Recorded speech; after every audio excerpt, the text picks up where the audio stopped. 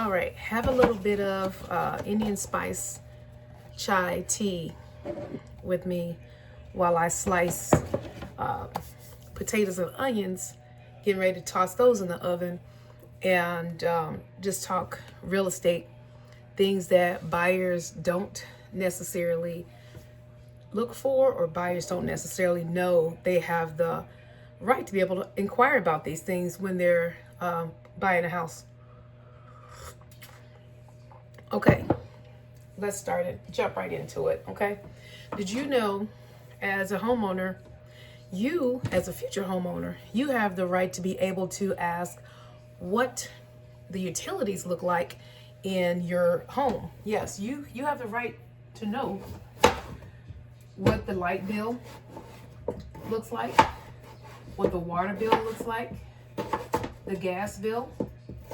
You want to be able to find out from your real estate agent, can they get that from the seller? Okay, because those things are important in when your loan officer qualifies you and pre-approves you for the house. A lot of times utilities aren't taken into consideration. So say, I'm in Arizona, and what if the utility bills are, $1,500? Well, that could easily set you back during those months, especially the hot summer months where there's more usage there. Okay, so, and depending on your yard, if you're going to have irrigation,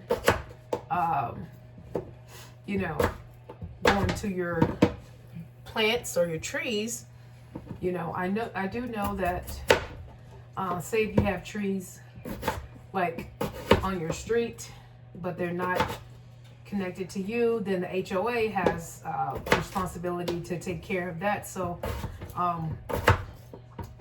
you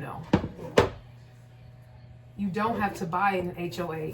A lot of people do because they want that safety net and that security of knowing that where I'm living is cared about. A lot of times, some areas you drive through, some neighborhoods, there's grass that's grown up so high.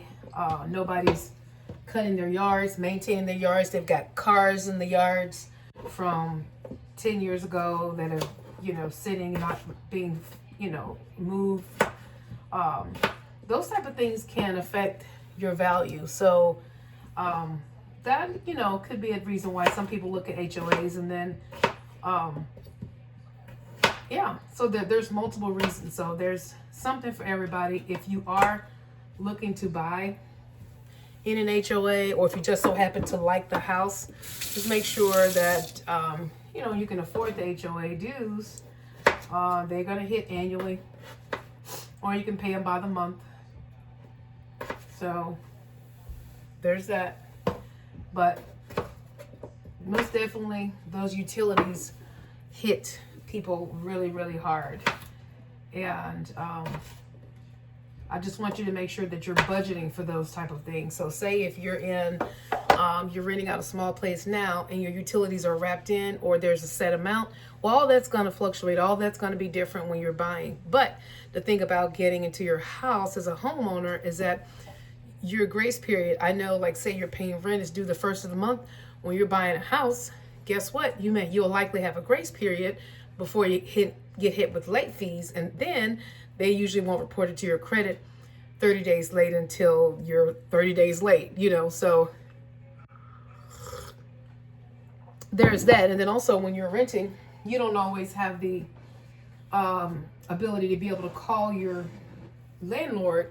Like when you're buying, you can call the bank, and not on a regular basis, but you can call them and tell them, hey, is it possible to move this payment to the end? Some type of workaround if it does get to where you need, some modification on your mortgage. You want to make sure that,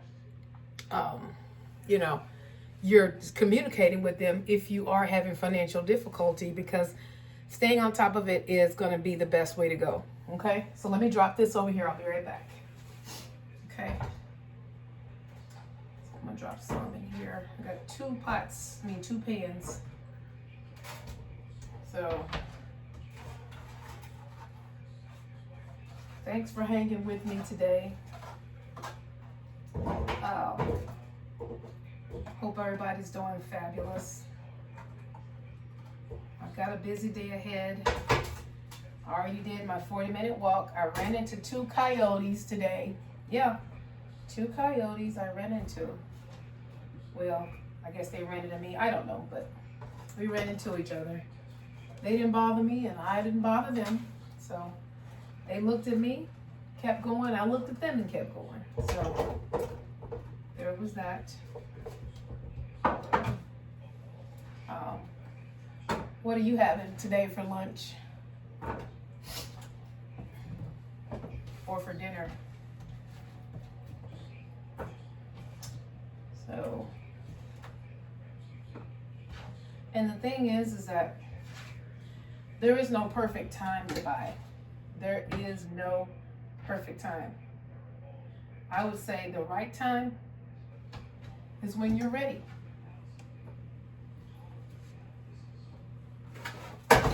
You know,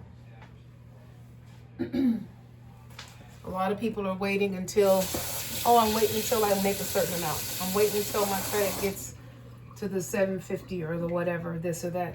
And I'm going to tell you, all of that is fine and well, but it will likely come to a point where you're going to keep putting it off and putting it off and procrastinating, and you'll look around and you won't be able to get the prices that you want, because once there are more buyers out there, once the prices come down, you're going to have more competition, and that's just how it works.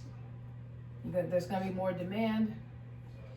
Right now, sellers, and it's moving slowly away from that now.